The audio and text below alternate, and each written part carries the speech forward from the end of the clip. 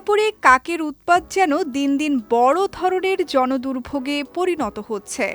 শহরের বিভিন্ন এলাকায় খাবারের সন্ধানে ঘুরে বেড়ানো কাক শুধু ময়লা আবর্জনা ছড়াচ্ছে না, অনেক ক্ষেত্রে মানুষের ওপর হামলার ঘটনাও ঘটছে। পরিস্থিতি নিয়ন্ত্রণে এবার কঠোর পদক্ষেপ নিয়েছে সিঙ্গাপুর সরকার। কাকের সংখ্যা নিয়ন্ত্রণে দেশটির জাতীয় উদ্যান বোর্ড আবারও কাক নিধনে গুলি চালানোর অভিযান শুরু করেছে। বিষয়টি নিয়ে সামাজিক যোগাযোগ মাধ্যমে তৈরি হয়েছে ব্যাপক আলোচনা। অনেকেই মজা করে বলছেন, সিঙ্গাপুর যেন কাকের বিরুদ্ধে যুদ্ধ ঘোষণা করেছে। তবে এটি কোনো সামরিক যুদ্ধ নয়। মূল উদ্দেশ্য হল শহরাঞ্চলে অতিরিক্ত বেড়ে যাওয়া কাকের সংখ্যা নিয়ন্ত্রণ করা। কর্তৃপক্ষের হিসাবে ২০২৪ সালে সিঙ্গাপুরে কাকের সংখ্যা প্রায় ১,৬০,০০০-এ পৌঁছেছিল।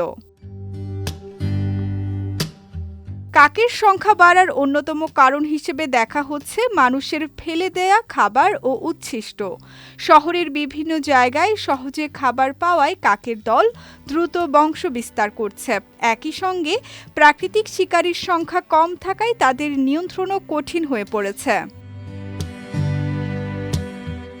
কর্তৃপক্ষ শুধু কাক নিধনের ওপর নির্ভর করছে না, কাকের বাসা সরিয়ে ফেলা, নির্দিষ্ট এলাকায় কাক আটক করে অন্যত্র সরিয়ে নেওয়া এবং খাবারের উৎস নিয়ন্ত্রণের মতো বিভিন্ন ব্যবস্থাও নেওয়া হচ্ছে।